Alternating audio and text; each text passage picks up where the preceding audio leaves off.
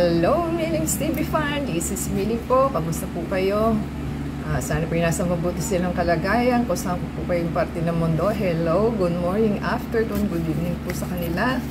So, tayo po ay emergency. Tayo po ay nakalabas today at bad weather po tayo. So, kailangan po nating lumabas. No choice po tayo. So, ang ating share po is ang ating experience for today. At yan po ang walang ibang pinamili kundi sa Mercury Drug. So, mahirap pong magkasakit. So, kailangan po talaga may stock po sila sa ating bahay. So, bumili po tayo na ating Gatorade na blue at saka itong Fierce. Itong Blue Bolt and Fierce. At bumili rin po tayo ng malaking Gatorade. So, ang ating pong pasyente sa bahay is baka humadehydrate kasi may diarrhea po siya. So, pag instruction po ng doktor is take your medicine after the meal. So, gawin nyo po kasi chances talaga na magdadiarrhea ka unless meron po kayong bacteria sa tiyan. At sa tagal na po ng iniinom niyang Diatabs, hindi po gumagaling. So, kumatok po tayo sa ating doktor na ating kapitbahay. So, nag-response naman po si doktor. So, nagbigay po siya ng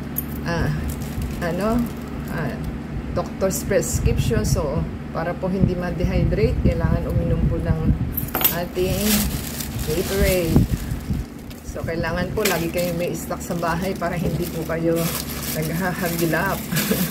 At ito po ang kanyang prescription, ang kanyang paracetamol po kasi nilagnat siya ng 3 days. At ito po ang pagkamahal-mahal na gamot. Powerful, di ba?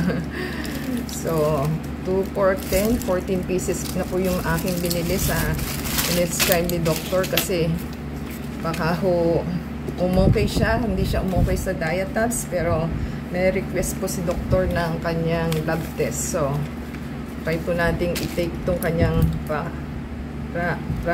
Rakecadotar Hydrasec po ang kanya.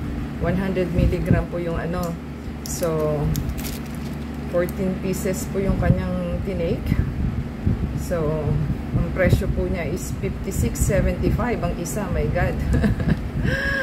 Ganun po kamahal. 794.50.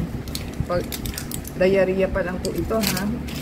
Yung kanyang pong Biogesic is, sabi ko 10 lang. Isang banig pala is 20. Or 25. Buti 85 pesos lang. Sabi ko isang banig pala niya is ganun kadami. So, na-assume ko 10 lang.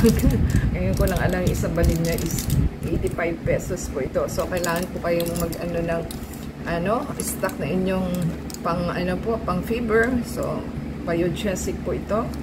So, ang instruction ni doktor po sa kanyang Hydrasec na pang LBM is agahan 3 times a day na po after meal.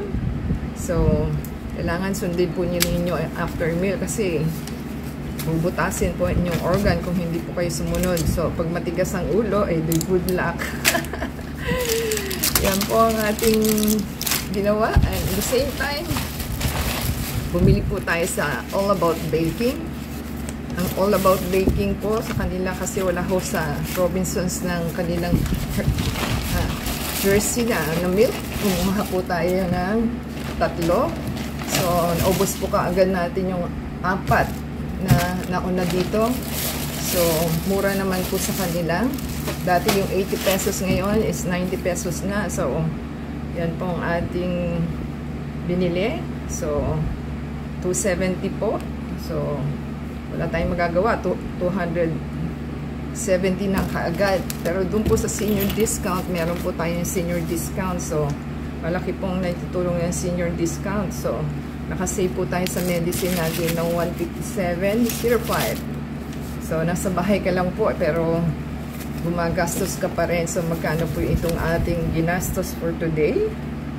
628.22 plus 270. Yun po ang ating presyo, almost 1,000. Ay nako, 1,000 agad. Wala ka pang, nasa bahay ka lang pero nagkakasakit ka. So yan po ang ating i-share sa inyo. So pag sinabing strict na after meal, doon nyo po inumin. Kasi talagang kahit ako na-experience ko po yan na hindi mo maiwasan kasi pag may sakit ka, wala ka pong ganang kumain, wala kang stock na pagkain sa bahay na gusto mong kainin. So yan ang ating mga consequences na mangyayari sa atin. So follow po yung instruction. Sana po may natutunan sila for today. And the same time, paki-subscribe po sa ating channel, support po sa ating channel to play the ads and video, and add us sa Facebook, Twitter, TikTok, and Instagram. And meron po tayong isa-shout out. Shout out po kay Mr. Jose Gerardo Sanchez at saka kay Taste of Elsa. So yan po ang ating viewers na sumusuporta sa atin. Until next time po, sana nagustuhan nila ang ating video for today at may natutunan sila. Till next time, God bless everyone.